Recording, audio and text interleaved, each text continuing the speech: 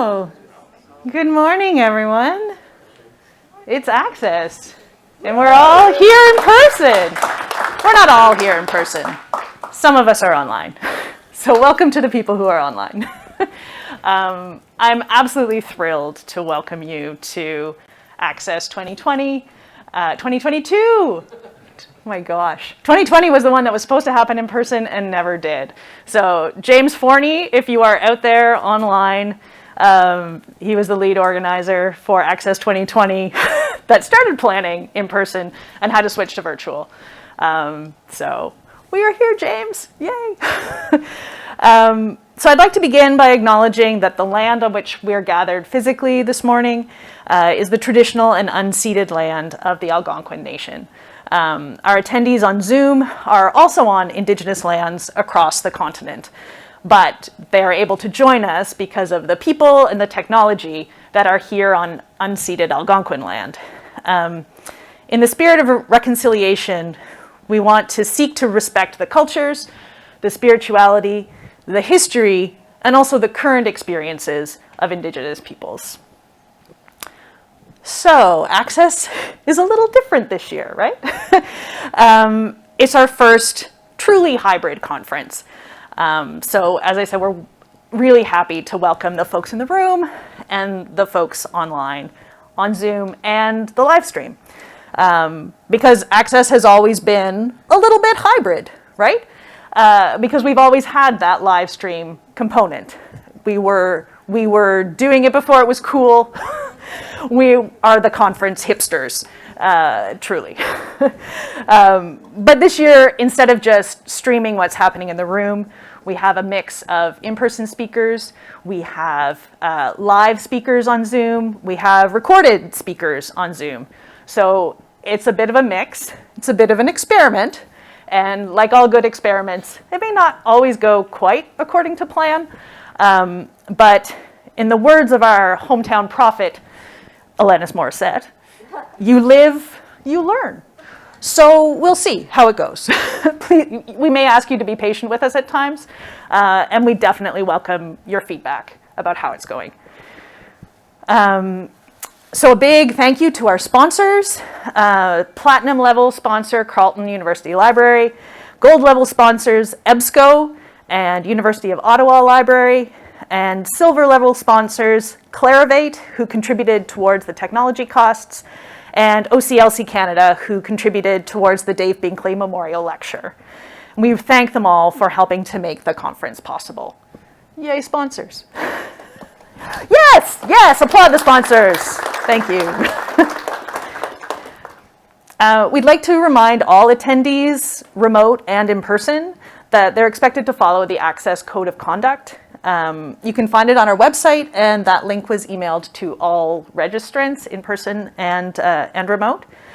If you need to talk to a member of the organizing committee about something related to the Code of Conduct, you can do so in a couple of ways depending on how you're attending. So for the remote folks, we ask that you use the Zoom chat. You can do a private chat with our Zoom moderator, who maybe can give a little, I am here, so they know, so you know who you should private chat with. The Zoom moderators are all members of the Access Organizing Committee, so it's the best way to reach us quickly. And for people in the room, again, the best way to get in touch with us quickly is to try to find is to find a conference organizer. We're all visible by our red lanyards and green access buttons, and maybe the folks who are in the room could just give a wave, stand up so people can see who their contacts are. Awesome, thank you so much. If you're not comfortable talking to someone in person about a code of conduct issue, you can use the Access email. But I just want you to know it may take us a little longer to respond by email. We won't be checking it constantly. Okay, now we have some housekeeping bits and pieces. For in-person people, washrooms are just sort of across from the room here, down a little hallway.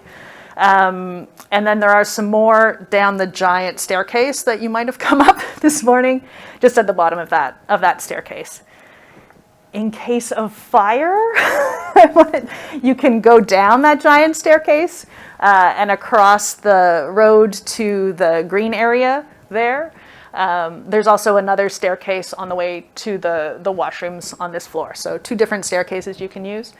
It may seem silly that I'm doing this. I've been to 2 conferences where the fire alarm has rung in the middle of presentations. So it's very good that everybody knows where to go.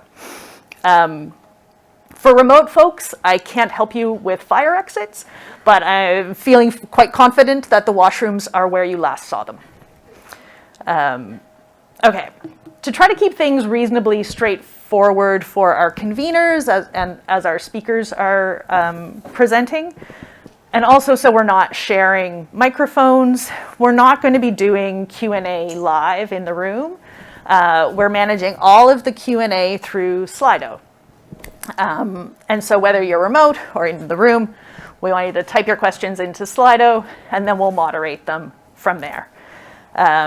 So we want to make sure that everybody knows how to get to Slido and is sort of comfortable with that. So we'll do a little practice before we get started. So if you could grab a device if you have one. If you're in the room and don't have one, we have a laptop over by Cameron is Vanna Whiting it for us. So you can enter your questions there. So if you could go to slido.com, slido.com,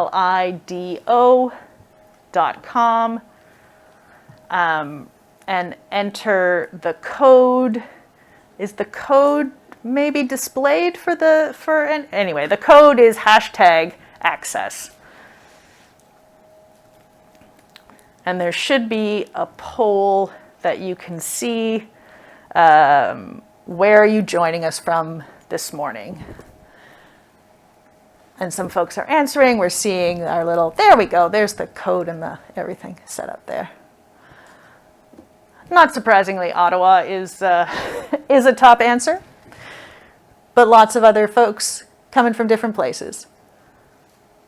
Marvelous. It's nice to see. So you can keep answering, but I will continue. So I just wanted to make sure everybody knew Slido, so they were able to ask questions, because we are about to get to the keynote. And I would just like to remind folks in the room that we do ask that you stay masked for the keynote. So if you've been munching away on breakfast, if you could take a moment and just throw those masks back on, and we will get the actual conference part of the conference started.